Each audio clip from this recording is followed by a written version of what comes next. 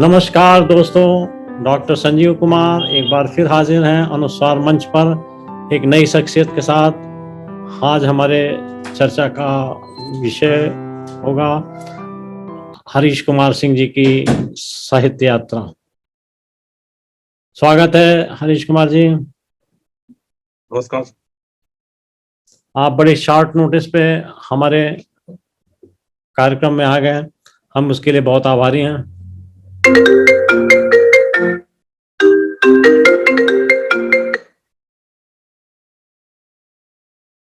तो आज हम आपसे साहित्य चर्चा करेंगे, विचार विमर्श करेंगे और पड़ताल करेंगे आपकी साहित्य यात्रा की।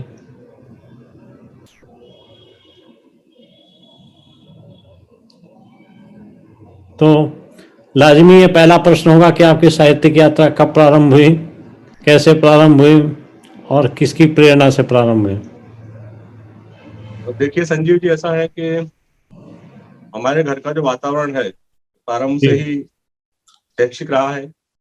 मेरे पिताजी स्वयं अंग्रेजी के शिक्षक रहे जी। घर में प्रारंभ से ही पठन पाठन के लिए साहित्यिक पत्रिकाएं हमें बचपन से ही देखने को मिली, पढ़ने को मिली जी। जिनमें दैनिक साप्ताहिक हिंदुस्तान, कादम्बिनी, नंदन, चंपक और एक समाचार पत्र हमारे यहाँ नियमित आता था। तो जहाँ तक पढ़ने लिखने का सवाल है तो शुरू से हमारी रुचि रही तो साहित्य में रही है।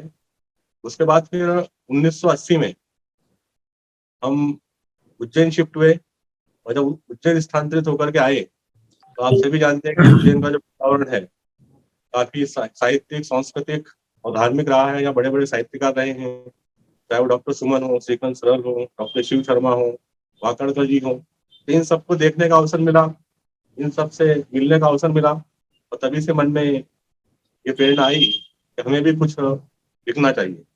बहुत इस सुंदर। तरह से साहित्यिक यात्रा की शुरुआत उज्जैन से हुई। और उज्जैन के पहले आप कहाँ थे? उज्जैन के पहले हमारे पिताजी की पोस्टिंग उज्जैन से 76 किलोमीटर दूर एक कस्बा है महिदपुर रोड, जो एक रेलवे स्टेशन है और जहाँ पर कभी शुगर मिल हुआ करती थी। अच्छा। वहीं पर पिताजी पोस्टेड थे और तब मैंने पहली क्लास से लेकर के हायर सेकेंडरी तक महिदपुर रोड से ही किया था। बाद वेरी में स्नातक अध्ययन के लिए मुझे उज्जैन आना पड़ा। बहुत सुंदर। तो जो आपने लिखना प्रारंभ किया वो किस विधा से, कविता से या व्यंग से या कहानी से? असल में अखबारों में छोटे मोटे चुटकुले, कविताएं ये हम भेजते रहे थे और छपती भी नहीं थी। लेकिन असली जो लेखन चालू हुआ वो हुआ 84-85 से, जब प्रमुख समाचार पत्र मध्य प्रदेश का नई दुनिया हुआ करता था और उसमें एक व्यंग कॉलम अदबीज उस समय प्रारंभ हुआ था। जी। तो हमने पहला ही अदबीज लिखा और नई दुनिया भेजा और वो प्रकाशित हो गया। ये बात करीब 84-85 की रही होगी। Very good. तो शुरुआत ही व्यंग लेख से हुई। जी सर। ये बड़ा बाद ये में बड़ा फिर इंक्रेडिबल, कहानियां भी लिखी और सराहनीय मेरी पहली कहानी सराहनीय थी है, एलियन। क्योंकि ज्यादातर पहली लोगों ने, कहानी है इम्तिहान, वो भी नई दुनिया में छपी। हमने कहा ज्यादातर लोगों ने कविता से शुरू किया। जी जी जी जी। कविता, असल में कविता में रुचि रही है, कविता को मैंने पढ़ा भी है। हमारे यहाँ पर प्रोफेसर चंद्रकांत देवताल रहे हैं जो प्रख्यात कवि रहे और जिन्हें कई शिखर सम्मान मिले। तो उनसे मेरा परिचय हुआ तो उन्होंने अपने सभी कविता संकलन मुझे भेंट किए। मैंने कविताओं को पढ़ा और ये जाना कि कविता लिखना एक बहुत ही कठिन कार्य है। अरे जहाँ क्या तक बात। नई कविता का सवाल है, इतना आसान नहीं होता है। तो फिर हमने व्यंग लेखन में ही जाना तय किया। नहीं, आपने अच्छे व्यंग लिखे हैं। आप कैमरे की नजर में हैं, वो प्रकाशन के दरमियान हमने नजर डाली थी। अच्छी जी जी। विसंगति पर अच्छा प्रहार चलिए करते शुक्रिया, वो हैं। इंडिया नेट से ही प्रकाशित हुआ है, आपने ही उसे प्रकाशित किया है 2020 में। आप कैमरे की नजर में। तो अच्छा है, उसमें आपका भाषा का प्रभाव भी अच्छा है, शैली भी अच्छी है। तो निरंतर जारी रहना चाहिए। रोज एक व्यंग लिख लेते हैं कि नहीं? नहीं, ऐसा नहीं है, मतलब रोज तो नहीं लिख पाते हैं। सामान्यतः पहले कभी जब स्थानीय अखबार वाले मांगते थे तो उनकी मांग के हिसाब से, विषय के हिसाब से लिख दिया करते थे। और आजकल तो ऐसा है कि जब मन में कोई विषय आता है और जब लगता है कि उस विषय पर लिखा जाना चाहिए, जब अंदर से हमको लगता है, अंदर से मतलब एकदम से दिमाग में मतलब प्रस्फुटन होता है, इस विषय जी। पर लिखा जाना चाहिए, ये विषय में उद्वेलित कर रहा है, मैं तभी लिखता हूँ। एक चीज प्रकाश में आई है कि जो व्यंग लिखे जा रहे हैं वो अधिकतर क्लासिकल तरीके से और क्लासिकल विषयों पर ही लिखे जा रहे हैं। तो इस कारण से उनका जो कार्य क्षेत्र है या जो विषय वस्तु है या स्कोप है जिसे कहना चाहिए, वो लिमिटेड हो गया है। ये आपने बिल्कुल सही नए कहा। विषयों पर नहीं लिखा जा रहा है। ये आपने बिल्कुल सही कहा, मैं इससे सहमत हूँ। क्योंकि अब क्या है कि जैसे जैसे हमारा समाज बदल रहा है, हमारी जीवन शैली बदल रही है। जैसा आपने अभी कहा कि अभी सैटेलाइट का जमाना है, इंटरनेट का जमाना है, तो व्यंग के विषयों में भी काफी परिवर्तन हुआ है। और जो व्यंग का नए विषयों को पकड़ करके उन पर लिख रहे हैं, वो चर्चित भी हो रहे हैं और प्रकाशित भी हो रहे हैं। आपने अपने लेखन में क्या नई चीज शामिल की है, नया विसंगति शामिल किया है? असल में जहाँ तक व्यंग के विषयों का सवाल है, हम कब तक पुलिस पर, शिक्षा पर, राजनीति पर, पत्नी पर, साली पर, होली पर, इन पर लिखते रहेंगे तो हमें सदैव चौकन्ना होकर के ये सोचना पड़ता है कि अब ऐसा कौन सा नया विषय उठाया जाए जिस पर व्यंग लिखा जाए। आपने देखा होगा कि कई बार हम देखते हैं कि समाचार पत्रों में जो प्रसिद्ध हस्तियां होती हैं, राजनेता होते हैं, लेखक होते हैं, साहित्यकार, पत्रकार होते हैं, उनके ट्वीट्स प्रकाशित होते हैं अखबारों में। 3-4 ट्वीट्स लगभग हर अखबार में आते हैं। तो वो जो ट्वीट्स होते हैं वो विशेष व्यक्तियों के रहते हैं। तो मैंने अभी एक विषय चुना था, tweets of common man. Common man क्या ट्वीट्स कर सकता है। इस तरह से मतलब हमको व्यंग के लिए नए नए विषयों की खोज करना पड़ती है। और आम आदमी जब ट्वीट करेगा तो किस तरह से करेगा, तो वो व्यंग काफी चर्चित हुआ था। हमारे उजाला ने उसे छापा भी था। नहीं, ये तो बहुत नया सब्जेक्ट है, बिल्कुल लेटेस्ट, गुड। जी जी। और ट्वीट ट्वीट पर मारा मारी और कश्मकश और खींचातानी भी हुई थी और काफी होती बीजेपी रहती और है, सही है। ट्विटर के बीच में। जी जी जी। तो वही विषय लिया था आपने? नहीं नहीं, वो असल में वो विषय तो उनका ट्विटर का और राजनीति वाला मामला था। राजनेताओं के जो उन्होंने ट्वीट्स हटा दिए थे या उनको ब्लॉक किया था। मेरा कहने का मतलब ये था कि हम बड़े लोगों के ट्वीट्स तो पढ़ लेते हैं कि किसी फलाने बड़े व्यक्ति ने क्या कहा, उसका क्या मत हाँ, है। लेकिन आम आदमी क्या चाहता है अपने राजनेताओं से, समाज सुधारकों से, तो वो आम आदमी की तरफ से ट्वीट्स किए गए। Very good. आप तो फेसबुक पर भी लिख सकते हैं, फेसबुक विदाउट फेस। पर भी लिखा जाता है, फेसबुक पर भी काफी लिखा जा रहा है। लेकिन हर व्यंगकार के मन में या लेखक के मन में ये होता है कि वो फेसबुक पर जाकर के सार्वजनिक हो, उसके पहले वो कहीं प्रकाशित हो जाए। तो एक बार जब फेसबुक पे चीज चली जाती है तो कोई समाचार पत्र उसको छापता नहीं है। बहुत कम ऐसा होता है कि कोई फेसबुक से या ब्लॉग से उठा करके, बहुत कम समाचार पत्र ऐसे होते हैं जो उन विषयों को छापते हैं। इसलिए हमारी कोशिश रहती है कि एक बार पहले छप जाए, फिर हम उसको फेसबुक पर डाल दें। अच्छा, प्रोसेस के हिसाब से ये चीज सही कह रहे हैं। आपका पत्रकारिता में भी कोई संबंध रहा है?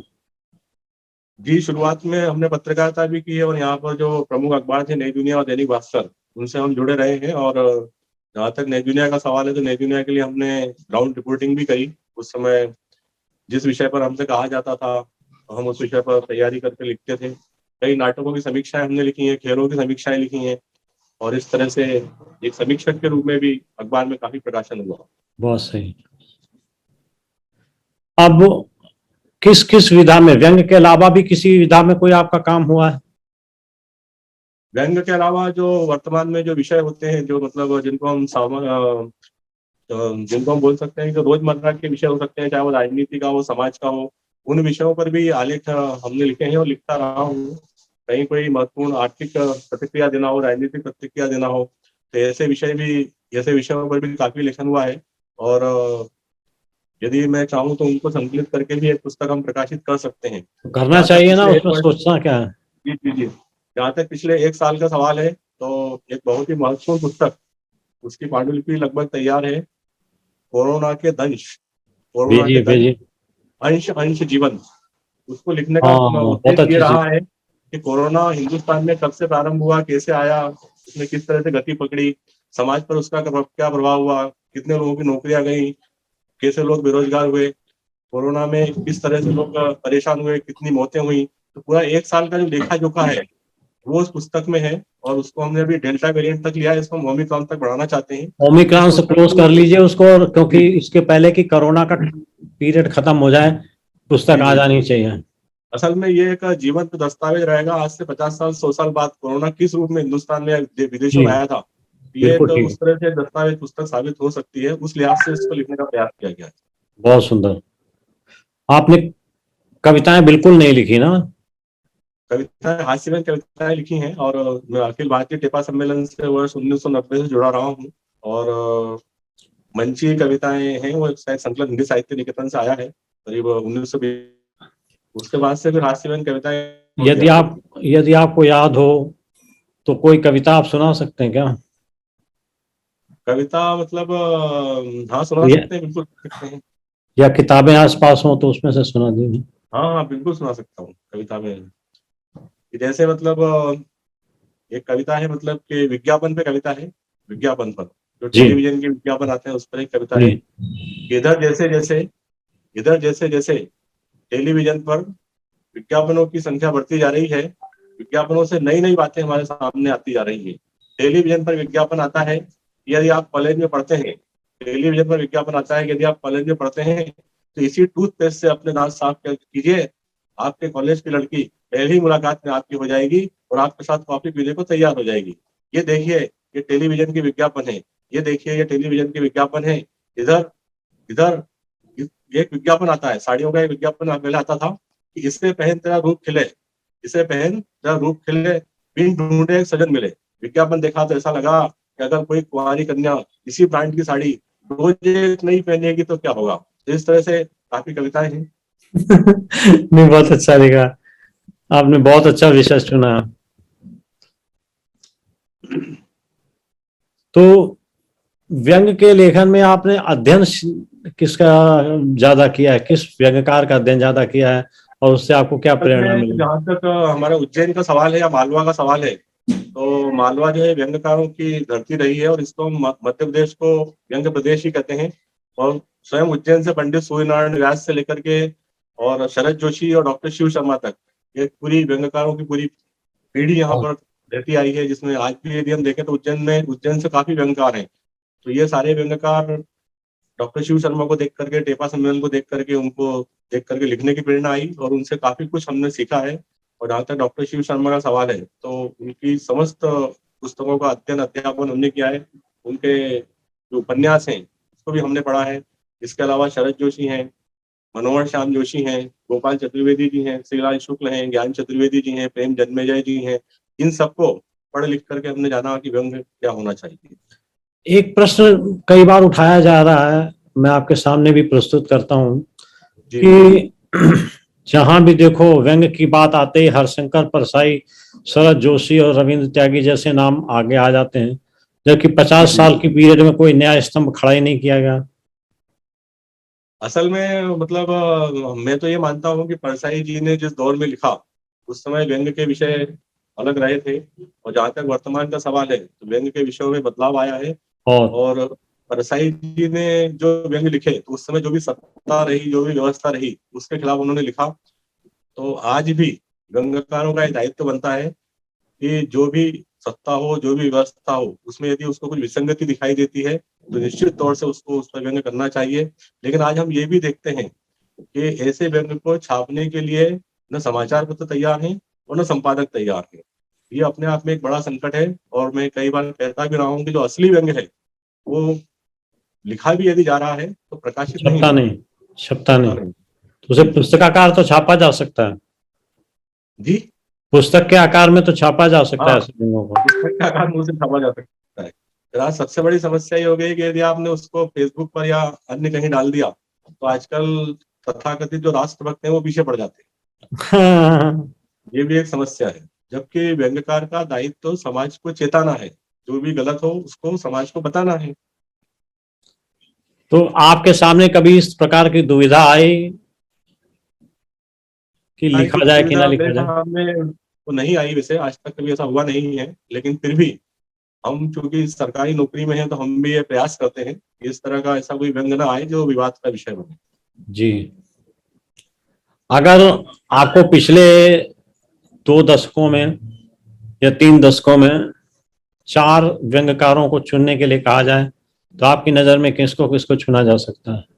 मैं नए व्यंग्यकारों को ही चुनूंगा, जिसमें पहले नंबर पर रहेंगे ज्ञान चतुर्वेदी जी, दूसरे नंबर पर रहेंगे डॉक्टर शिव शर्मा जी, तीसरे नंबर पर रहेंगे गोपाल चतुर्वेदी जी, और चौथे नंबर पर रहेंगे प्रेम जन्मेजय जी। सहमत। ये समकालीन स्तंभ हैं एक्चुअली व्यंग्य के। हाँ, व्यंग्य के समकालीन स्तंभ है। इन्होंने काफी कुछ दिया है। जहाँ तक प्रेम जन्मेजय का सवाल है, आप सभी जानते हैं कि व्यंग्य यात्रा के माध्यम से जो व्यंग्य के लिए वो कर रहे हैं, वो अपने आप में अतुलनीय है, अनुकरणीय है, और जिसकी जितनी तारीफ की जाए कम है।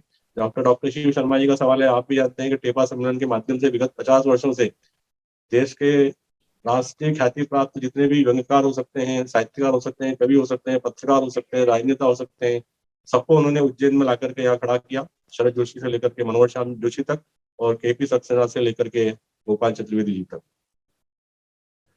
एक चीज तो मैं भी स्वीकार करूंगा कि मध्य प्रदेश साहित्य के दृष्टिकोण से सबसे ज्यादा फलदायी और उपजाऊ प्रदेश है। जी जी जी, और विशेष रूप से व्यंग्यकारों के लिए। हाँ, और विशेष सूचना ये है कि हमको अभी तक जितना सम्मान या पुरस्कार मिला है उसमें अधिकांश एमपी से है। मध्य प्रदेश से मिला। जी जी। अभी द लेटेस्ट वाला जो है वो भी महादेवी वर्मा साहित्य भारती पुरस्कार भी भोपाल से मिला। जी जी। तो जी जी। मध्य प्रदेश में न केवल लेखकों की उपस्थिति देखी जा सकती है, बल्कि ये भी देखा जा सकता है कि वो दूसरे क्षेत्रों के लोगों को उत्साहित भी करते हैं, सम्मानित भी करते हैं। ये बहुत अच्छी परंपरा है।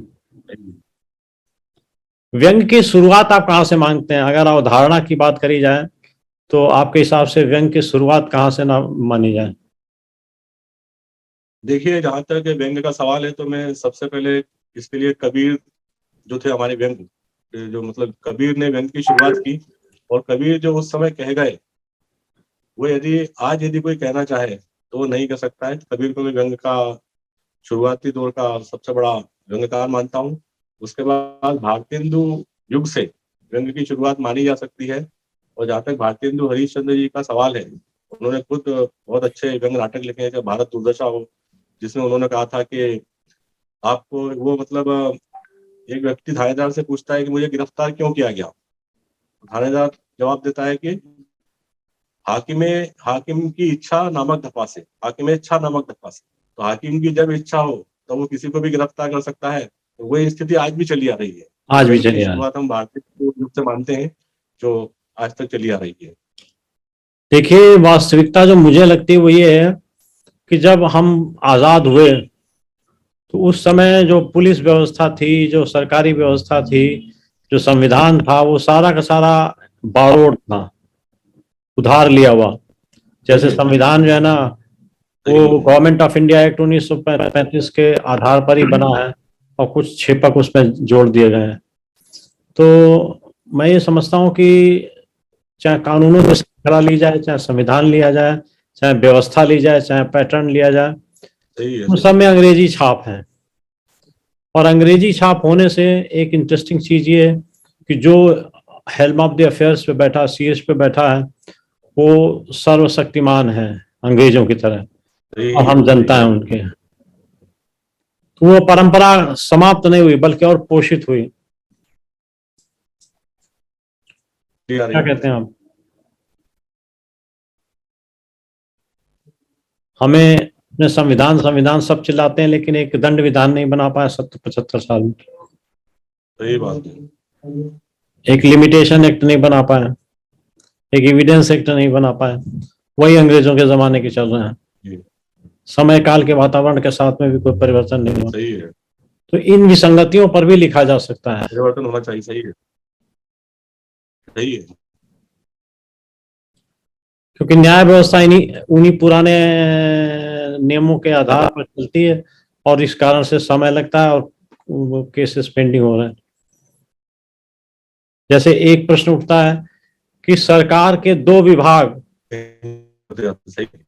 क्यों कोर्ट जाते हैं? उनके लिए एक अलग व्यवस्था नहीं होनी चाहिए कि 2 विभागों के बीच का जो संघर्ष है या जो वाद विवाद है वो कोई और तय करे कोर्टों के बजाय? एक विषय के तौर पर मैं समझाया। सही बात है। जी जी जी। और 70% केसेस फॉर गवर्नमेंट या अगेंस्ट। तो ये कुछ नए विषय हैं जो मेरे दिमाग में उपजते हैं कि इन पर भी लिखा जाना चाहिए। सरकार पे मत लिखो, न्यायपालिका पे मत लिखो, लेकिन न्याय व्यवस्था पर तो लिख सकते हैं। उसमें तो कंटेम्प्ट ऑफ, सही बात है। और कंटेम्प्ट ऑफ कोर्ट अगर जी होगा भी तो हरिशंकर परसाई की तरह प्रसिद्ध हो जाओगे। सही बात है, सही बात है। खैर, मेरे हिसाब से जो मैंने पढ़ा है, व्यंग्य की उत्पत्ति संस्कृत साहित्य से हुई, और पहला जो व्यंग्य लिखा गया वो क्षेमेंद्र का था 936 ईस्वी में। उसके बाद मत्स्यकटिकम जैसी बहुत सारी पूरी रचना है। रचनाएं आई सामने, और वक्रोक्ति ने व्यंग्य परंपरा को काफी ज्यादा सहारा दिया या सपोर्ट किया, जी जी। उस तरीके से लिया। खैर, हम तो व्यंग्य के बारे में एक व्यंग्यकार से सुनने की बजाय खुद बताने लगे, जबकि एको व्यंग्य नहीं लिखा। अच्छी बात बताई। नहीं, मैं गद्य लिख ही नहीं पाता सारी, हरीश जी। नहीं, आप बहुत अच्छा लिख रहे हैं। अभी कोणार्क हमने आपकी पढ़ी और कोणार्क पर समीक्षा भी लिखी है, जी। तो कोणार्क को पढ़ते हुए बहुत ही अद्भुत लगता है। और मैंने तो उसमें यही कहा है कि जगदीश चंद्र माथुर ने जिस तरह से गद्य में वर्णन कोणार्क का किया है, जी, आदरणीय संजीव कुमार जी ने पद्य में उसी कोणार्क को जीवंत किया है। चलिए, अगर आप ऐसा सोचते हैं तो हम हमें संतुष्टि मिलती है कि हमने कुछ अच्छा सा किया। नहीं, बहुत अच्छा लगा। उसकी भाषा आप देखिए, बहुत समृद्ध भाषा है और पढ़ने में भी लय है उसमें। हाँ, थोड़ी गेयता तो मैं बना के रखता हूँ। जी जी अच्छा, आगे चलते हैं। जी। पत्रकारिता और साहित्य के बीच में, क्योंकि आप दोनों विधाओं से संबद्ध रहे हैं, तो आपको क्या अंतर संबंध दिखता है? पत्रकारिता में असल में जहाँ तक मैं मानता हूँ, तो उस समय की पत्रकारिता और आज की पत्रकारिता में काफी अंतर आ गया है। और पत्रकारिता और साहित्य पहले कभी आपस में जुड़े रहे थे, एक दूसरे के पूरक रहे हैं। लेकिन आप देख ही रहे हैं कि आजकल पत्रकारिता का जो क्षरण हो रहा है, मुझे नहीं लगता है कि वो साहित्य को समृद्ध कर पाएगी। साहित्य को मैं आजकल की पत्रकारिता से अलग ही मानता हूँ। और पत्रकारिता के मतलब बहुत कम पत्रकार ऐसे हैं जो देश हित की पत्रकारिता कर रहे हैं। एक प्रश्न आपको सोचने के लिए छोड़ना चाहता हूँ। प्रजातंत्र के 3 स्तंभ तो स्पष्ट हैं, न्यायपालिका, कार्यपालिका और विधायिका। मीडिया ने अपने आप डिक्लेयर करके चौथा स्थान प्राप्त कर लिया, चौथा स्थान। लेकिन अगर साहित्य और पत्रकारिता को देखा जाए तो पत्रकारिता मूलतः वर्णनात्मक लेख हैं जो स्थिति की रिपोर्टिंग करते हैं, जी जी। जबकि साहित्य न केवल वर्णनात्मक है बल्कि व्यंजनात्मक भी है और साथ में उपचार भी प्रदान करता है। तो इस दृष्टिकोण से साहित्य जो है ना, वो पत्रकारिता से बेटर कंडीशन में होना चाहिए। तो क्यों ना इसको चौथा स्तंभ साहित्य को माना जाए, या कम से कम 5वां स्तंभ तो माना जाए, ताकि सक्रियता बढ़े और मान्यता बढ़े। नहीं, चौथा स्तंभ अभी साहित्य मानना इस समय हुई। हाँ, हम ये मानते हैं कि मतलब चौथा स्तंभ जो है वो प्रजातंत्र में प्रेस को ही होना चाहिए, और प्रेस ने उसको पुराने समय में बखूबी निभाया भी है। आप लोगों ने विदेशों का एग्जाम्पल देखा होगा, तो वहां पर तो प्रेस के कारण सत्ता परिवर्तन तक होते रहे हैं। हमारे खुद भारत में मीडिया ने चौथे स्तंभ के रूप में बहुत अच्छी भूमिका निभाई है। अभी थोड़ा सा विचलन उसमें हुआ है, तो मैं ये मानता हूँ कि ये भूमिका इस समय व्यंग्यकार निभा सकते हैं। आपने देखा होगा कि इस समय हर समाचार पत्र पत्रिका व्यंग्य को तरजीह देती है, और जहाँ तक व्यंग्य का काम है वो भी यही है कि मतलब उसको जो भी गलत दिख रहा है तो जनता को बताए कि जो स्थिति आपको दिख रही है वो स्थिति ये नहीं है, सही स्थिति ये है। तो व्यंग्यकार का ये दायित्व है कि जो कुछ भी समाज में गलत घटित हो रहा है, सत्ता हो चाहे व्यवस्था हो या जो भी परिस्थितियां हो, उनको व्यंग्यकार समाज के सामने रख सकता है, और चौथे स्तंभ की भूमिका में व्यंग्यकार अपना रोल अदा कर सकते हैं। देखिए, आजकल इतना कुछ लिखा जा रहा है, विशेष करके व्यंग और कविता में इतना कुछ लिखा जा रहा है, लेकिन उन पाठकों का उससे जुड़ाव नहीं दिखाई पड़ता। ऐसा क्या कारण हो सकता है? पाठकों के जुड़ाव के कई कारण है, और उसमें सबसे बड़ा कारण है सोशल मीडिया। आजकल हर व्यक्ति के हाथ में मतलब बच्चों से लेकर के बूढ़ों तक के हाथ में मोबाइल आ गया है, एंड्रॉइड आ गए हैं, तो उसको समय नहीं है मतलब कि वो अखबार को या पत्रिका को पूरी तरह से देखे। एक सरसरी तौर से देख करके वो उसको छोड़ देता है। तो इस कारण से मैं ये मानता हूँ कि आज की जो युवा पीढ़ी है वो साहित्य से दूर भले ही हो रही हो, लेकिन साहित्य को पाठक तो मिल रहे हैं, काफी पाठक है साहित्य के पास। लेकिन अगर आपके शब्दों में डिजिटल युग आ गया है, सोशल मीडिया का चलन हो गया है, तो क्या इससे साहित्य का भविष्य उज्जवल प्रतीत होता है या ब्लीक, कमजोर? हम ये मानते हैं कि साहित्य का भविष्य तो हमेशा उज्जवल है और उज्जवल रहेगा, क्योंकि आज हम कितनी भी ई पत्रिकाएं निकाल लें या किसी को हम डिजिटल रूप में उसके मोबाइल पर भेज दें, लेकिन वो उसको पढ़ता नहीं है, पूरा पढ़ता नहीं है। यदि आप मुझे भी यदि कोई पीडीएफ भेजेंगे तो मैं केवल उसको अपना आलेख पढ़ करके उसको रख दूंगा। तो डिजिटल माध्यम से साहित्य को कोई नुकसान नहीं है, बल्कि साहित्य को जानने वाले पहचानने वाले उसको पढ़ेंगे ही, और उसको पढ़ करके ही संतुष्टि पाई जा सकती है। तो प्रिंट मीडिया का युग कभी समाप्त होने वाला नहीं है, और जहाँ तक साहित्य का सवाल है तो वो भी इसी तरह से आगे बढ़ता रहेगा।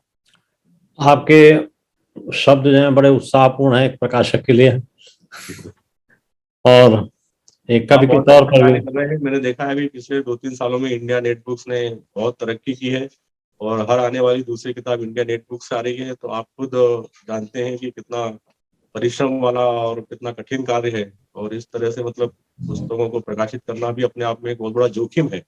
उसके बावजूद आप ये कार्य कर रहे हैं, तो उसके लिए मैं आपको बधाई देता हूँ और आपका अभिनंदन करता हूँ। धन्यवाद।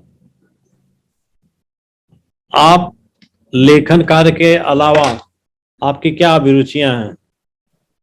लेखन कार्य के अलावा मतलब मैं एक अच्छा खिलाड़ी रहा हूँ, क्रिकेट का, बैडमिंटन का, टेबल टेनिस का, और पुराने गीत सुनना भी मेरी हॉबी रही है। और जब भी मुझे समय मिलता है तो मैं सामान्यतः जो वरिष्ठ लेखक हैं उनको ही पढ़ना पसंद करता हूँ। बहुत सुंदर। लेकिन जहां तक आप गानों की बात कर रहे हैं, पुराने गाने, तो कौन सा गायक आपको ज्यादा लुभाता है? मुझे तो मुकेश ही अच्छे लगे अभी तक, और मुकेश के गाने सुनना मुझे बहुत अच्छा लगता है। चलिए, ये हमारी आपकी ये अभिरुचि मिलती जुलती है। जी जी जी। तो उज्जैन में अगला कार्यक्रम कब कर रहे हैं?